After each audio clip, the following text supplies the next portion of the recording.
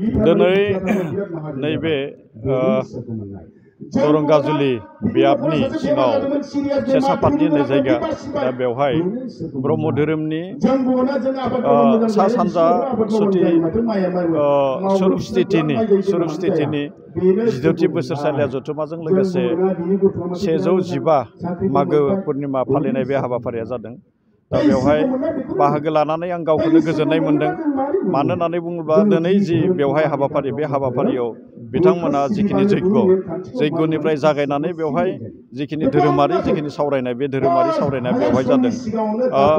जोङो धोरोमखौ बाद दोननानै जायखिजाया धोरोमखौनो बाद दोननानै जायखिजाया धोरोमखौनो जोङो दोनथ'नानै जोङो हारि दानायनि बाथ्रा साननो हाया, जोङो रायजो जानायनि बाथ्रा साननो हाया। दा बेनिखायनो बेवहाय जिखिनि माने ब्रह्म धोरोमनि जिखिनि गुरुदेव कालिचरन ब्रह्म बे गुरुदेव कालिचरन ब्रह्मआ जिखिनि सोरजिनानै गालांनाय जिखिनि होनानै गालांदों, दा बेफोर बाथ्राफोरखौ सावरायलायनानै जाहाथे फैबाय थानाय जि मोनसे सम बे समाव बे गुरुदेव कालिचरन ब्रह्मनि जिखिनि सोरजिनाय जिखिनि माने होनानै गालांनाय बेखौ जोङो मोजाङै गावनि जिखिनि सानफ्रोमनि जिउ बे सानफ्रोमनि जिउआव जोङो बाहायनानै जोङो आवगायलांनांगौ।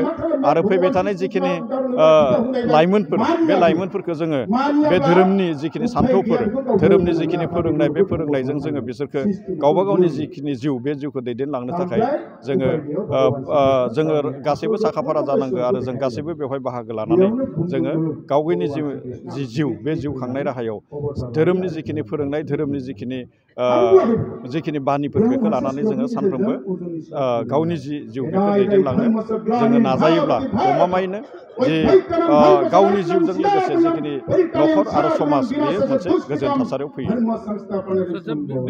दा बेहाय आलारि सोरां जे बिटिआर सरकारनि जिखिनि आलारि सोरां जिखिनि बिथांखि बे बिथांखिनि गेजेरजों गोबांथार माने जिखिनि माने धोरोमारि फसंथाइ जिखिनि आफादफोर दङ बे धोरोमारि फसंथाइ आफादफोरनो बेखौ होनाय जादों। दा बेवहाय जायगा जायफोरा माने रिप्रेजेन्टेटिभ होननानै बुंदों, जिखिनि माने रिप्रेजेन्टेटिभ जिखिनि माने एमसिएलएआनो होन बिथांमोननि जिखिनि सायख'नाय बे सायख'नाया जुदि जायोब्ला जोङो बेखौ फैबाय थानाय समाव जादोंब्ला बेखौ फैबाय थानाय समाव जोङो थिग खालामनो थाखाय जोङो बेखौ नाजानांगोन आरो बेखौ थिगबो खालामनांगोन। नाथाय आं नुनो मोनदों आंनि जि 25 नं बियाब जि बागानपारा समस्ति बेवहाय बाथौ धोरोमा बाथौ मन्दिरनि थाखाय ब्रह्म मन्दिरनि थाखाय नामघरनि थाखाय बेवहाय जोबोद मोजाङै होनाय जादों। आरो आं सानदों मा बेबायदि जुदि होयोब्ला जोङो दिनै नङा गाबोन समफोरनि गेजेराव मोनसेल' फाइनान्सियेल इयार नङा मोननै मोनथाम फाइनान्सियेल इयारनि गेजेराव बे जि मोनसे जेंना बे जेंनाया जोबस्रांलांगोन। क'क्राझार नोगोरनि आरएनबि लामाजों थांनाय बागानसालि वार्ड नम्बर 8 आव रायजो राजाफोरनि गोग्गो देहा लाखिनो थाखाय सानजोरां इन्टारप्राइजआ गोदानै जेनेसा वेलनेस प्राइभेट लिमिटेड बेखेवदों। बे सानजोरां इन्टारप्राइज आयुर्वेदिक गलायाव मानसिनाव जानाय गेदेर बेरामनि मुलिफोरखौ मोननो हागोन। किडनिकआव अन्थाइ जानाय, आथिं आखाइ जरा सानाय, लिभार गाज्रि जालांनाय, मोदोमनि माननाय आरो बेनि अनगायैबो बायदि गेदेर बेरामफोरनि मुलिफोरखौ बे सानजोरां इन्टारप्राइजआव लांफैनो हागोन।